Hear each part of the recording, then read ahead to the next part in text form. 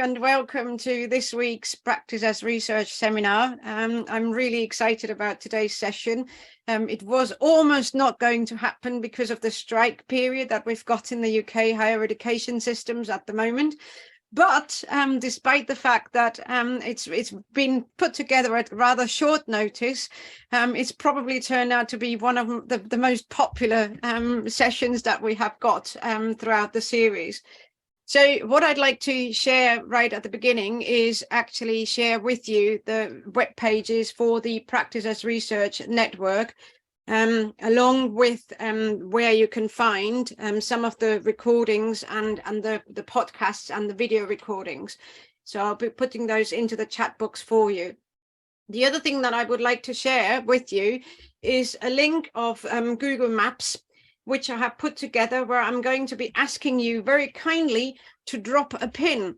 And it doesn't have to be your home, not at all. I'm not trying to find out personal details about you, but it would be nice to know in which town you're located or which institution you may be located in. So if you could open that Google Maps and basically just find the place and then click on add a marker, you can drop a pin. And we can have a little look as to where we are across the world. There isn't actually a Twitter hashtag for the event as such. There is one for the network, which is Practice as Research. So I'm going to put that into the chat box as well.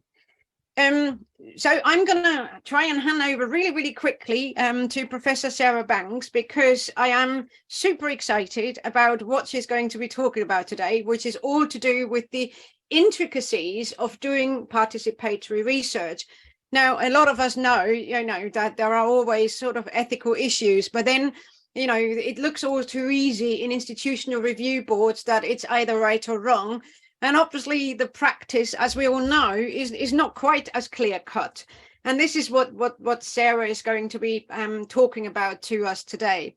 Now, Sarah Banks is professor in the Department for Sociology and a co-founder of the Centre for Social Justice and Community Action at Durham University in the UK. The centre promotes participatory action research for social justice purposes in partnership with community-based organisations. With the centre and the members of the International Collaboration for Participatory Health Research, Sarah has developed ethical guidelines for the participatory research, and that's actually how we got to know each other, because we kind of ended up at one point in the same symposium where we were talking about what kind of guidelines should be included if we were to do participatory action research. So that's where I had the opportunity and the pleasure to meet Sarah for the first time. Sarah is co-editor of Ethics in Participatory Research for Health and Social Wellbeing, which was published in Routledge in 2019, and co-producing Research, a Community Development Approach, which was with Policy Press, also in 2019. And she's a co-author of Participatory Research for Health and Social Wellbeing, also in 2019, Springer. As you can see, Sarah is a rather busy person, but she has found the time to be with us today. And for that, I am super grateful and super excited. So I'm going to stop sharing my screen here, and I'm going to hand over to Sarah. Sarah, please. Thank you very much, Nicole, and thank you for inviting me. It's a pleasure to be here with you today. And I should say, when Nicole met me in Liverpool, she said, would I give a talk? And I said, yes. She said it could be along the same lines as what I did in Liverpool. So anybody who's heard me talk before, there will be some elements that you may have heard before, for which I apologise. But I hope we always think about new things or learn new things when we hear some of the same familiar stories.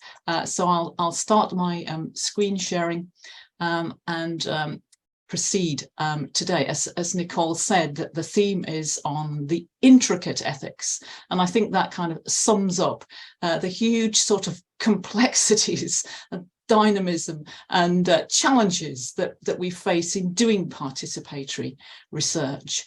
And Nicole said that some of you will be quite experienced at participatory research, and I think some people probably won't have done it or may not exactly be sure what it is. So I will say a bit about what it is, why do it, and then look at the ethical issues. And I'll introduce the idea of everyday ethics and ethics work, and I'll explore this through some case examples from one of the books that Nicole mentioned, which I edited with Mary Bryden Miller, which is really a book of cases. And then think about how can we cultivate the capacity of participatory researchers to do this ethics work, particularly the intricate ethics work. You'll probably be aware, even if you aren't aware of exactly what participatory research is, there's many terms being bandied around. Participatory research, community-based participatory research, participatory action research are just a few of the terms. And often they're used interchangeably. They do have different nuances and connotations, but basically they all tend to mean something along these lines. And for today's purposes, I will use the term participatory research, but I could just as well use either of those other terms. It's a collaborative effort in which people whose lives might be affected by the issues being researched are partners in all or some of the processes of designing, undertaking, disseminating research, often with the aim of influencing socially just change. I put the often in there. If it's participatory action research, then it's always usually with some kind of action orientation. But in theory, it could just be possible to try to do participatory research and not influence change, but usually some change is hoped for and certainly comes about as a result of people working together. And the process aims to be democratic, participatory, empowering, and educational, amongst many other things. And those are quite high ideals, the kind of concepts that often we put forward. But how on earth do we put those into practice in the real world of today, particularly when quite powerful, privileged academics may be working with people who don't necessarily have power in the positions that they're in, and how can we look at challenging that process? Okay, so some examples, just so those of you who don't know participatory research get a feel for what kinds of things we might call participatory research. One of the projects I did a while ago was looking at indebtedness in low-income households, and here local community organisations and a university research centre came together, and we worked with local mentor researchers and campaigners. So you can see a diverse set of people involved there. Another example, which is in the book that I mentioned, was looking at suicide and well-being amongst the Inuit people in Arctic Canada. And here we had an academic researcher, an Inuit steering group, and some Inuit interviewers. So a number of diverse stakeholders and active participants in these research projects. And there are, of course, degrees of community or resident or service user participation in research. It might be completely community controlled and managed with no so-called professional researchers involved. So that might involve peer research or community organisations just doing their own data collection, analysis, etc. It may be community control with professional researchers. It may be co-produced, an equal partnership between professional researchers and community members. This is the ideal that we're often aiming for in participatory research, but very often it's the fourth method approach that actually happens in practice, controlled by what I'm calling professional researchers just for the sake of ease. I don't mean they're any better than other researchers, but people whose paid job it is to do research. So you may involve community as an advisory group, trained community researchers, or a professional researcher using participatory methods, for example, young people taking photos. And that is very often what happens. So there are degrees of participation, and sometimes, in fact quite often, this grows throughout the project as your young people who've started off taking photos then get more excited, more involved, take more control, responsibility, ownership, and things move forward. So it's important to think about those degrees of participation. Why do we adopt participatory research? I think people do it for very many reasons. It may be you've got an ideological commitment to participation. You know the slogan from the disability movement, nothing about us without us. The idea that if you're going to do research on social issues, then it's important that the people who are experiencing those issues should have some say or control over the research process. To achieve change, diverse perspectives actually enhance the design. It may be a quite utilitarian reason for involving people with direct experience. So in my case, involving people with experience of debt in designing a project which is looking at household debt. Building capacity in communities to do research in order to work for change themselves. To access what are called hard to reach or easily ignored people and groups. So if you work in partnership with a community organisation, they may be able to reach the sex workers, for example, or the migrants or asylum seekers more easily than an academic researcher. That is a more cynical reason to improve the implementation of research. And again, quite cynically, there is simply an agenda in higher education, positive and negative, towards public engagement and creating impact. And so now money is being given for participatory research because it's seen to engage local communities and hence be important in creating change. So what about the ethics? That's the topic of today. That's what participatory research might be, and you've probably all got examples of different types of research. Traditionally, in the context of research with human subjects, and I'm not going to talk about non-human entities today, it would complicate matters a bit much. Traditionally, research ethics covers topics about harms, benefits, rights to privacy, information, anonymity, integrity, and it assumes a moderately clear distinction between the researcher or researchers and the people or communities or groups who are researched. And in quite a bit of qualitative research that isn't the case, but particularly in participatory research, this assumption really can't be maintained because participatory research is a partnership between professional researchers and experts by experience. The design will emerge over time. It may change over time as people become more confident, more participatory. It's messy, which is what the knitting on the side is supposed to show. Community-based researchers may be both informants, they're bringing in their own lived experience, and co-researchers. They may be interviewing their peers, local people, they may be involved in data analysis, etc. And professional researchers like academics may also be both co-researchers and activists. If we're working for change, we may find ourselves getting involved in campaigns to change policy or practice, as I did in that case of working on household debt, trying to change policies on capping interest rates, for example. So this messiness can create problems for research ethics committees or institutional review boards. They're used to some messiness in research, but maybe not quite this amount of messiness. And here's a quote from the chair of the Research Ethics Committee of the Irish College of General Practitioners. And this is in the book that I mentioned, a case study.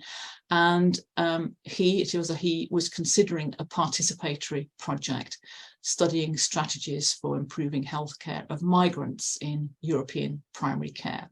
And he said, we were used to randomized controlled designs, cohort and descriptive studies. This study was going to use a participatory approach, action research, co-design. This was all very new to us. it was somewhat difficult for us to grasp what exactly all those terms meant. More troubling was the paucity of information on exactly who was going to participate in the study and what precisely was the intervention. And for those of you who are involved in participatory research, of course, that is the essence. We cannot know in advance, particularly when we're putting forward a proposal to a research ethics committee before the research can start, who is going to be involved and what the issue is going to be, because it emerges and changes over time. So this troubled the chair, and I'm going to come back to him later, but we'll just hold this in mind, that it doesn't fit very well with the way some research ethics committees work. I think other research ethics committees are being much more flexible. And some of the particular ethical challenges that arise in participatory research, which is important that research ethics committees are aware of, and above all, participatory researchers, are around partnership, collaboration and power. So that idea of who has the power, where has the money gone to, who is going to control it, who controls the design, how is this collaboration going to work, how do we manage the institutional requirements of the universities with their legal contracts, etc. Issues about blurring boundaries between researcher and researched, academic and activist. I mentioned that I got involved in campaigning. Some of the co-researchers, community-based researchers in Teesside on the issue of debt were interviewing people who they might know who were living in the same area. So it's quite tricky. Issues of community rights, conflict, democratic representation. There's always conflict in communities. We can't assume there is a community that is homogenous, whether that's a community of place, like a part of Teesside, or whether that's a community of interest, which might be a campaigning group of people on debt. There are different views, and how do we work out who should be involved, who is missing, for example? Can we be democratic and representative? Who is being left out in terms of ethnicity, age, etc.? Issues of ownership and dissemination of data, findings, publications. Universities like to own the data and to decide how to publish, but to what extent do the community partners have ownership? What do they want to do with it? How do you decide that? Issues of anonymity, privacy, confidentiality. These are very common in all social research. They get a little bit more complex in participatory research because if the community-based researchers are known in their community, can they maintain anonymity? Do they want anonymity? Perhaps they want to be named, and often ethics committees assume people based in communities don't want to be named. But if they're equal partners, if they're co-researchers, then maybe they do want to be. But there's stronger issues of privacy when they're working with people in their own neighbourhoods. And I've already mentioned the institutional ethical review processes, which aren't really designed for participatory research, though I do think they're getting better, and Nicole probably has a view on that. I know Nicole's actively involved in her research ethics committee and is probably doing some very, very good work there on making it more amenable to this kind of research, but it takes some work. And I think there's a number of versions of ethics in research, which I distinguish as ethics as regulation, which is really about following codes, filling in research ethics committee forms, a kind of managerial top-down ethics. So as long as you've ticked the box, you're following the rules, and the university is not going to get into a legal issue, then that's okay. In the textbooks, very often there's focus on dilemmas, difficult choices. Should we exclude that person because they're disrupting the group? Should we disseminate this information, which is very sensitive? So ethics as decision-making and drawing on principles about promoting justice and respecting autonomy, for example, a principle-based ethics.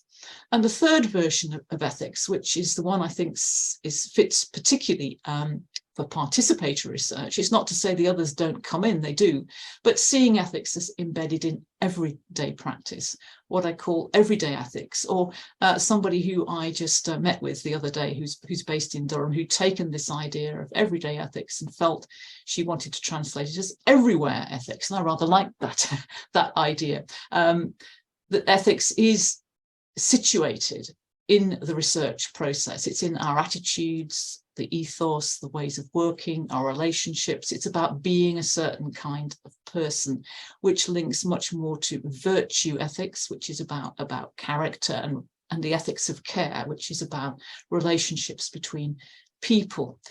So the idea that ethics is everywhere, it's almost everywhere and nowhere, hard to pin down, but it isn't just when you're following a rule or when you're having to make a difficult decision. It's in how you look, how you lean forward, how you respect people, etc. So it requires ongoing effort, attention to context, ethical sensitivity, political awareness, and reflexivity. And all of that I'm calling ethics work, which I think is really important in this participatory research, but in all of our lives. I first developed this idea in relation to social work, but that's a similarly sensitive and relational professional activity.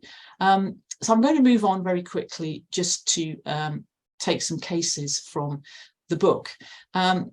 This is one of the most interesting projects that I've been involved in, because we got 28 case examples from around the world, and it's just so interesting and enlightening to hear the stories from people in different contexts, different countries, with different outlooks. What are their ethical challenges? And these kind of everyday ethical issues are the kind of the same at a high level across the world, but they're different in different contexts. But about relationships, power, roles, ownership, ethics review, those are the kind of issues that we got when we did a call for ethics cases. And what we've got in the book, we asked for longer cases, not the short ones you get in textbooks. They were constructed, obviously, by the authors as what they thought of as ethics cases, but we asked for issues, challenges, so they feature difficulties, dilemmas, etc. And they give descriptions of events and people, and also accounts of emotions, reasoning, and reflections. And so that was really important for us. And for some people, it was hard to put that in. There were much more narrative accounts of descriptions. One or two people felt more comfortable writing in the third person. So that's interesting in itself, but I won't digress into that. But what they illustrate is some aspects of ethics work undertaken by the author, whatever the author chose to give us. So a little bit more about this idea of ethics work in a research context. And what I mean by work here is the psychological and bodily processes of noticing, attending, thinking, interacting, performing, including the moves researchers make to perform or achieve a particular kind of persona or state of mind. So in sociology, we might think of this as identity work or emotion work. So it's that kind of work coming from perhaps social interactionism or constructionism, and maybe brought out through discourse analysis. So that's the idea of work. And so the ethics work is the effort that researchers put into seeing the ethical aspects of situations. So you've got to do quite a bit of work to look hard and see that, develop themselves as good researchers, working out the right course of action, justifying who they are and what they have done.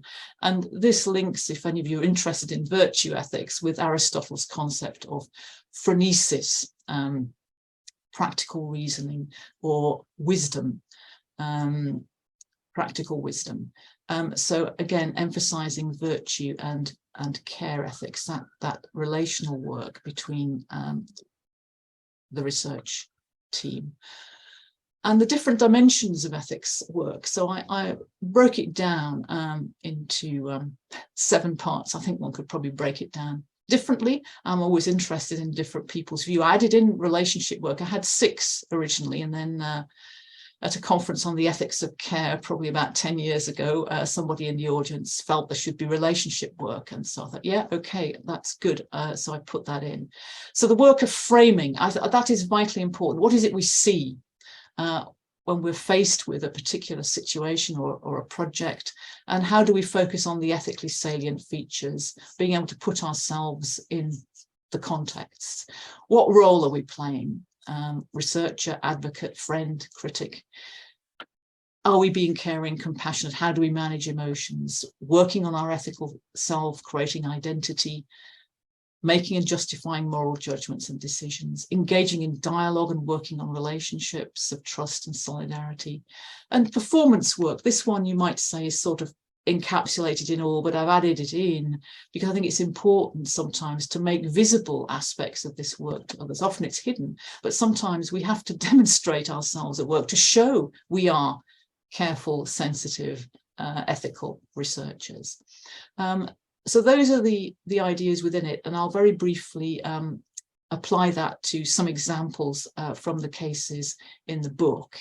And I'll talk about a case from the Netherlands, when a Dutch researcher was asked by a community co-researcher to correct her writing, a case from a women's health NGO in Australia, how to respond to non-feminist views, and when she was working in a project that was an overtly feminist project, and the issues for a community researcher in East Swatini, deciding not to follow protocols for interviews so as not to hurt somebody.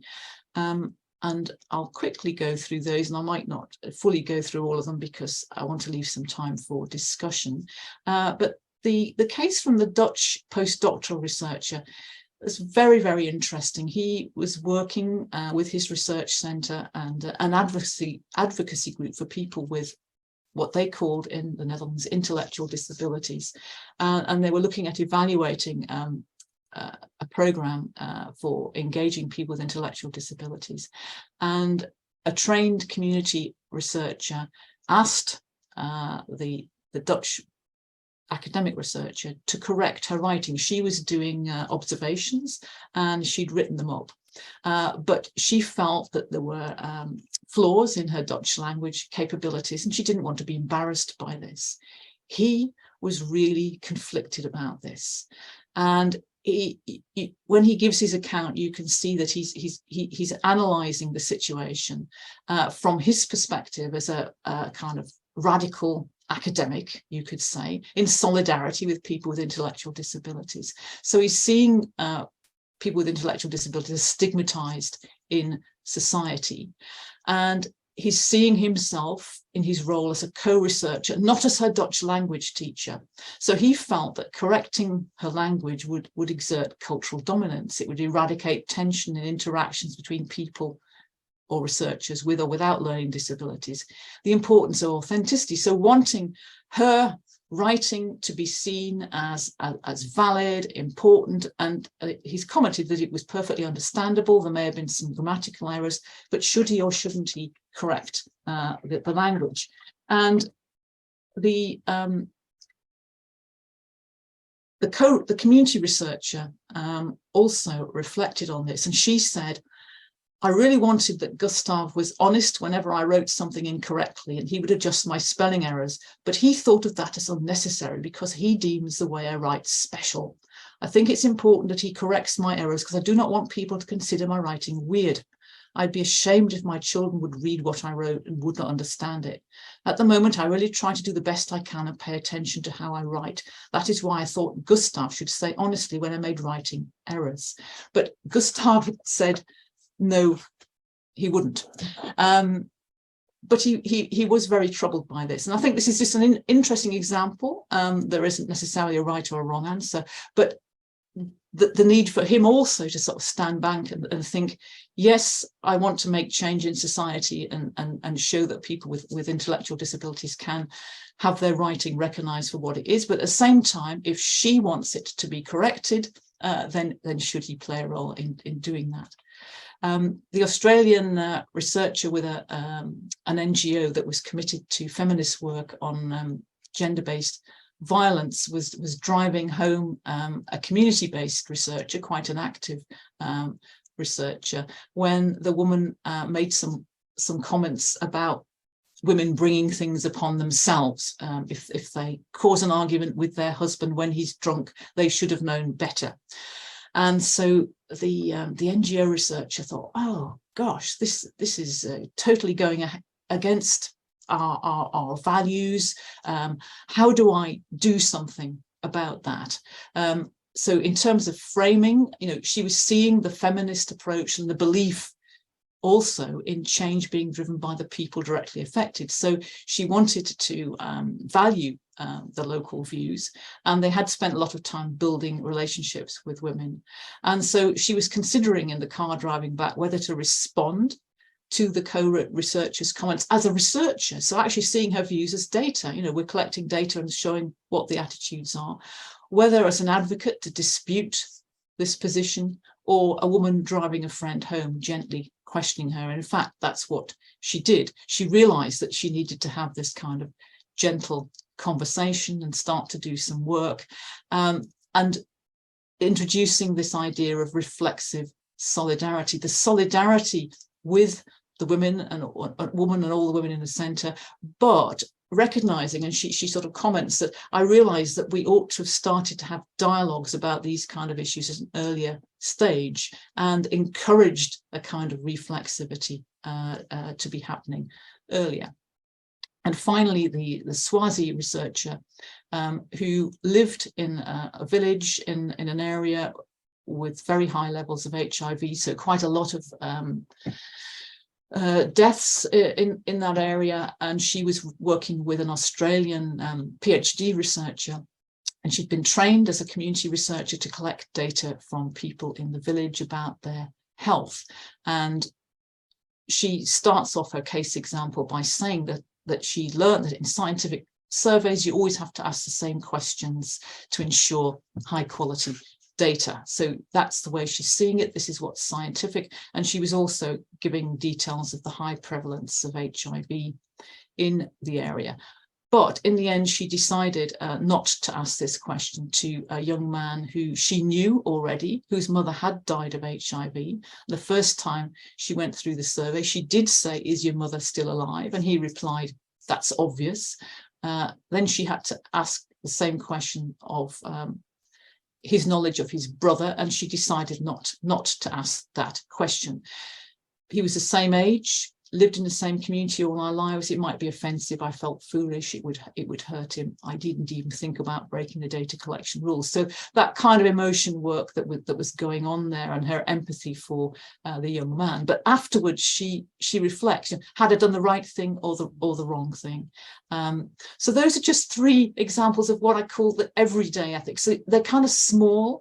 Often we wouldn't talk about these in particular, but because we asked people for the details, they gave us some details, and we can see some of the work that's going on. Often we think that ethics is about reasoning, but there's a lot of other work that's going on at the same time in doing ethics work. And how do we cultivate this in researchers? I think it's really important that we pay attention to ethics to enable people to see the ethical issues from multiple perspectives, including the social and political context, to be able to engage in that reflexive solidarity that the Australian NGO worker mentioned, handling emotions, working on ethical identity, relationships, undertaking practical reasoning, and also questioning critically the currently accepted values and standards of research, that is social research in general, as well as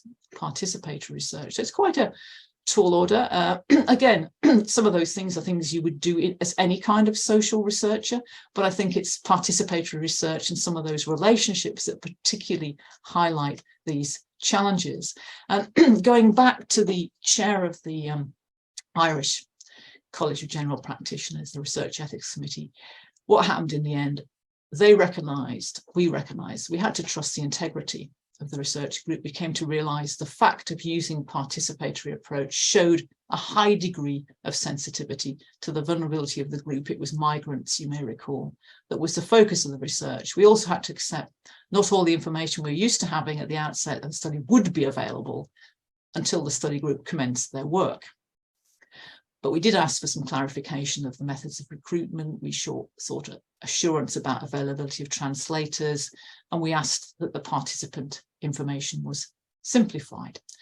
And the question I'm asking is this enough, particularly that bit at the start, that if you use participatory research, does that show that you've got a high degree of sensitivity? And maybe research ethics committees do have to question that. We had to trust the integrity and expertise of the research group, and yes, that's good, but can we always trust the integrity and expertise?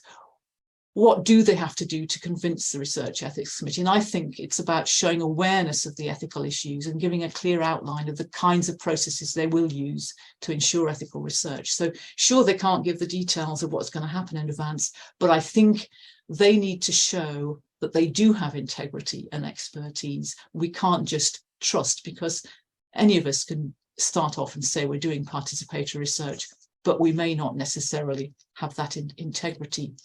The problem is that the forms that you fill in, different in different universities, often don't encourage or allow us to do precisely that. And that's partly why we developed a second edition of our community-based participatory research ethical guidelines. I'll give you the link to that in the chat later. Or maybe Nicole can look it up when I give her the next slide. So we did this development over 10 years ago. We developed the first edition. We've done the second edition. The principles are very much what you'd expect about relational and equitable research. I'm not going to go through them one by one, but you can look at the guidelines if you're interested. And we also have some guidelines, some more details about what to think about.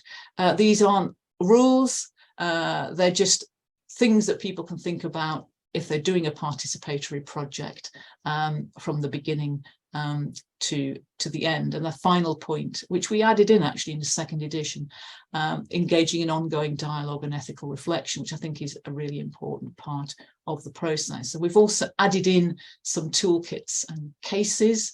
Interestingly, in the group that was developing this, there was a lot of interest in the institutional research ethics review process. So a couple of toolkits on that, and some other suggestions for how to have dialogues and cafes, and 3 case examples, including the last one about developing community-led ethical review boards in India, which is a kind of turning the power on its head, with the community-based researchers or residents saying, we're going to review what the academics might do, or we're going to ask you to sign something and lay down some conditions for it. How can we develop this further? I think working with longer real-life cases in class or in training is good. Supervision is very important, isn't it? Ethics consultation, moral case deliberation, neo-Socratic dialogue, dilemmas cafes, forum theatres, all those things are things that we have been using in our centre in Durham, as you can see, which sort of encapsulates the more embodied nature of the research, as well as the rational nature as well.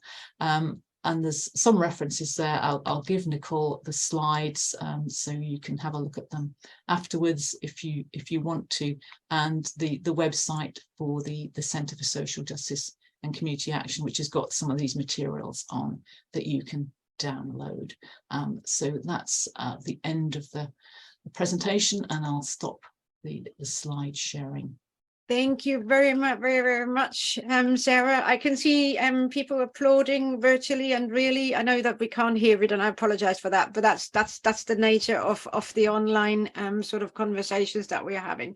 But thank you very, very much. I know that there were a few comments in the chat box already. One thing that I would like to highlight to anybody if you're interested in that kind of link between participatory research and activism, there is a recording on the Practice as Research Network from Professor Jenny Pickerel, a talk that she gave last year, and she's talking specifically about participatory activist research. The one thing, I know that there are a few things here.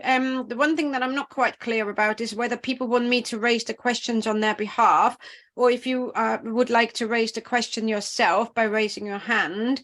I do know that there was one question around the boundaries and ownership. So you were saying at one point, the ownership, as to who actually owns the data, and what, the information that's being discussed. And then there was one question, does that ownership also include reports and papers?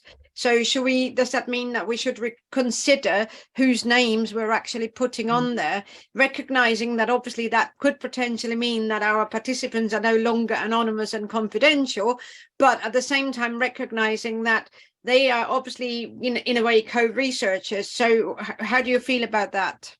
Yeah, I think that's a really important point, and something that it's useful to talk about at the beginning of any project, but also people's views and wants change over time as well. And then people may change their mind about whether they want to be named or not.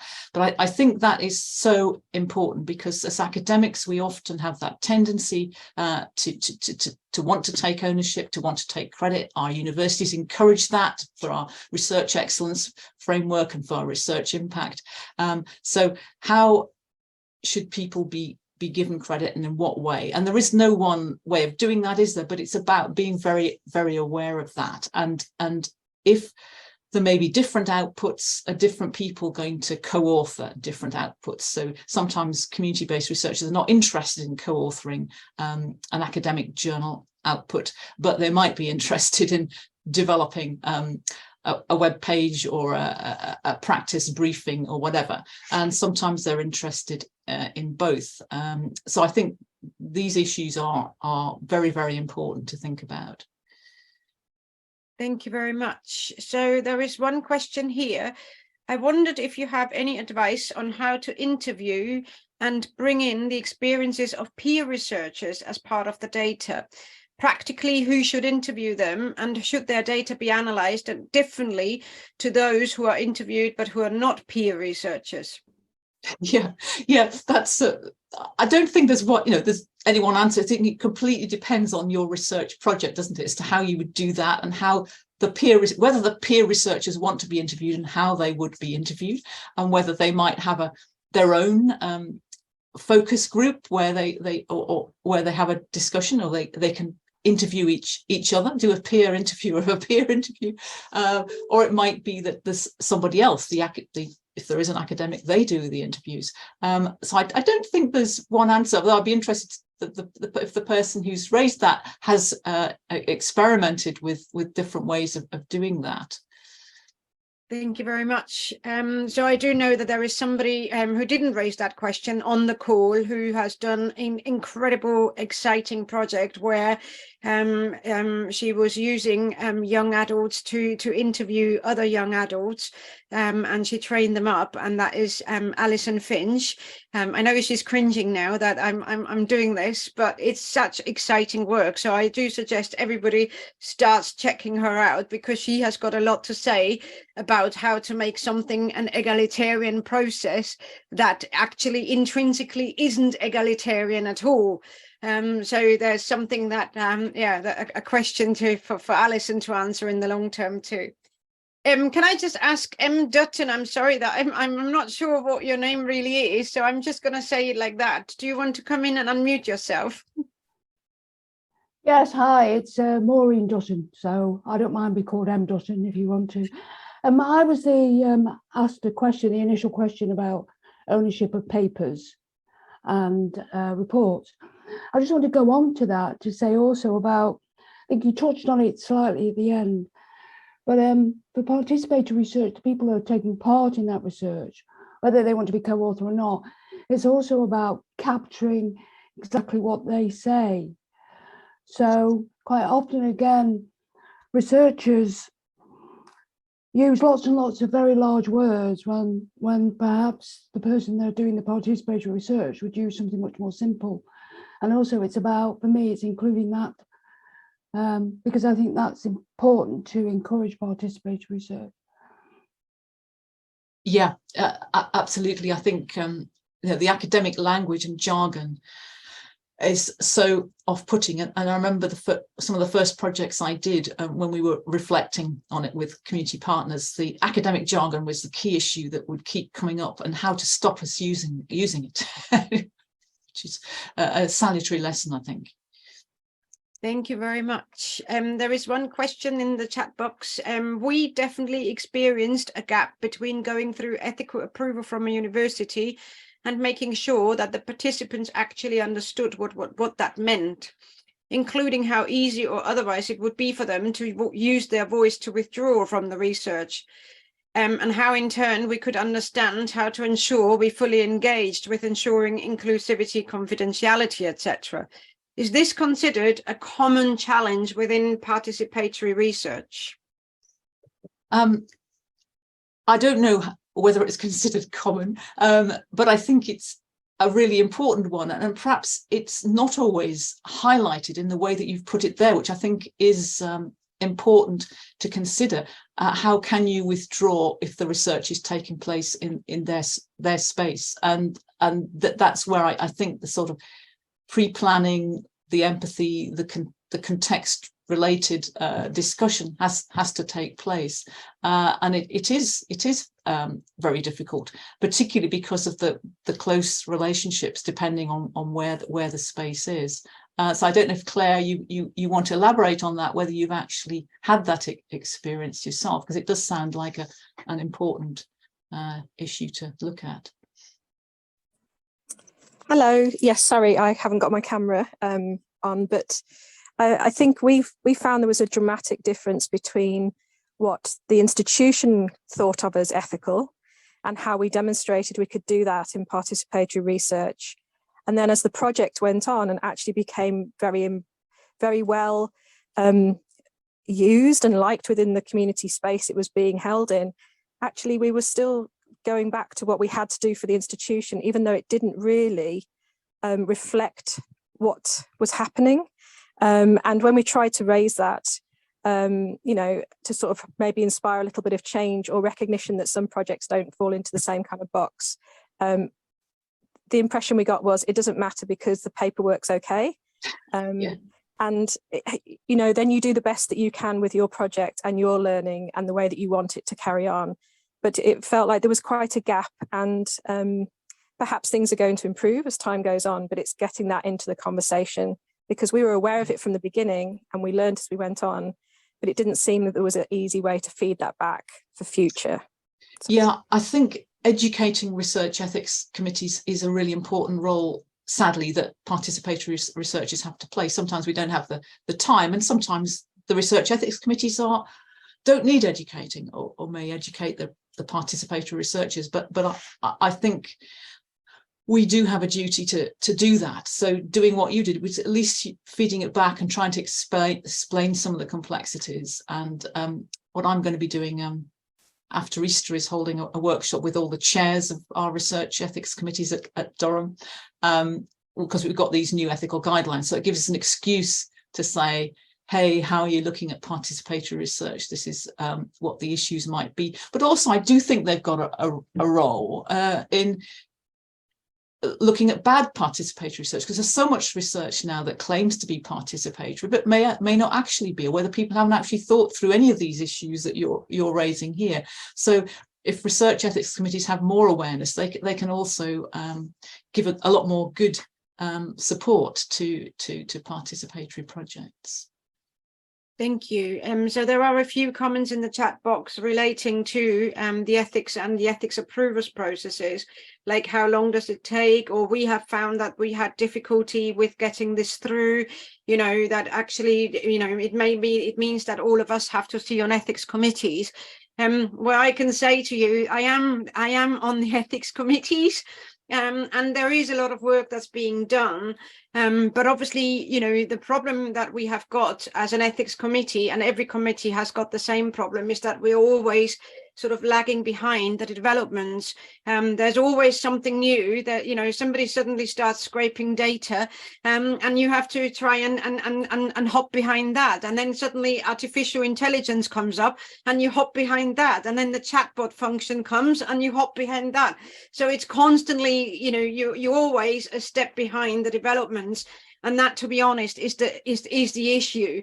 You know, I think that at the Institute of Education, we've got a very, very good system where we do have a lot of people, you know, doing that kind of research. So there is a lot of expertise in reviewing those kinds of applications. But I do appreciate that in institutions where the expertise is a lot more diverted and different, where you may have a computer engineer trying to you know, like review a participatory research project, that will be problematic. So I do think that you know, the consideration of how we put together ethics committees is definitely something to consider. Can I bring in Dr. Stokes here, please? Hello, see if I can get my camera to work. Thank you so much, by the way. That's absolutely brilliant. Thoroughly enjoyed. I don't think I have a camera for some reason. It was interesting what you were just saying, Nicole, about always being on the back foot, really, in terms of ethics with participatory research. My question really is, when research that you conduct involves participants, because I very much believe in participatory sciences and bringing people in and inclusive voices. But what happens when you conduct, say, a systematic review and you go through ethics and the ethics is approved, and you say you're going to have involvement from stakeholders to, you know, help design the research, and our ethics committee then suddenly goes, well, you've kind of gone through ethics, you don't need to do anymore. And we go, yeah, but this is a different thing. This is not gathering data per se. So my question is, if it's not a participatory research methodology that's being used and you involve participants, how are you finding the ethics procedures with that, with such blurred boundaries? Yeah, that's a kind of complex question, isn't it? Sorry. No, because I think what you're saying is, this is what looks like a systematic review, but you are involving people outside the university in helping define the parameters of that. And I don't know what else you would be. Yes, sometimes more than that. Yeah, so, yeah, because they could be involved in doing some preliminary analysis or whatever. So in which case, in a way, it is a participatory project. It may not be as participatory as some other projects, but it sounds like it is. So in some ways, maybe you've got to sort of acknowledge the importance of the participation. So if you call it systematic review, that gives a message to the Research Ethics Committee. If you call it participatory systematic review, that may give a different message to the Research Ethics Committee. Without knowing more details, I can't say, but I do think it's probably how you describe and frame the actual project in terms of what role people have and what role the people from outside the university have, which would be important, and give certain messages to the Research Ethics Committee if they were aware of those things. I think that's really good, actually. It's stating it, being very clear about it up front. I think, yes, absolutely. Thank you. That's a good approach. We'll try. Okay. Thanks, Sarah. Thank you. Just to add to that conversation here, I think it's also institutionally, there are different kinds of ideologies about what needs to go through ethics reviews and what doesn't. So, for example, in my own institution, in Institute of Education, all research goes through ethical review. So whether that's a systematic review, secondary data analysis, or a participatory action research, all of them are treated in the same way. So it doesn't really make a difference because whether it's participatory or not participatory, because it has to go through. And then it is about framing what you are doing and explaining what you do. I know that doesn't necessarily help individual people here because you're in different institutions, but I'm just trying to say there may be a process for ethics committees to reconsider how they are framing, you know, the kind of application forms, if you like. I'm quite aware of the time. I do know that there are several more questions around the crossing over between practitioner research and ethics and participatory research and ethics. There's also here about, you know, the idea of protecting external institutions and internal institutions. There's also something there about, you know, well, how we can support students in you know, as they are going through participatory research projects. I'm really sorry that we can't answer all of those questions. So what I'm going to do, what I don't want to do is that suddenly everybody has to rush off and we haven't said thank you and goodbye properly. So I'm doing that now. I'm going to share my screen very quickly, highlight to you the next presentation, which is going to be held by Dr. Estelle Everard, and it will be on the 26th of April from 2 p.m. to 3 p.m. UK time again. And I'm also sharing with you the slide to the Practice as Research Network, should you be interested in finding out more about it. I have also put the YouTube channel and the website to the network in the chat box for you as well. So at this stage, let me please say thank you very much, Sarah, for having taken your time, for having been with us. And thank you everybody for having been here and for having raised interesting questions.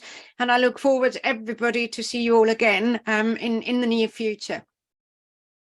Oh, could I thank you all? Thank you, Nicole, for inviting me, and thank you all. There's been some amazing discussion. We could have gone on for half a day, I think. So, yes, easily. A range of expertise and sensitivities in the room. So thank you very much indeed for your participation.